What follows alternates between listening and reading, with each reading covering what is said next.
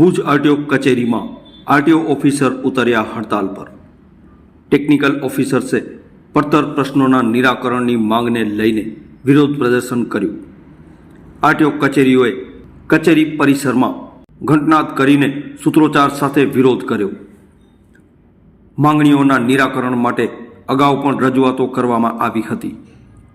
Technical ઓફિસર્સની લાંબા સમયથી વિવિધ માંગણીઓ લઈ સરકાર દ્વારા કોઈ ધ્યાન આપવામાં આવી રહ્યું નથી।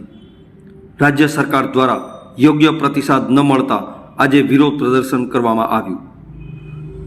માંગણીઓનું નિરાકરણ નહીં આવે તો આગામી દિવસોમાં આંદોલનાત્મક કાર્યક્રમો યોજવામાં આવશે।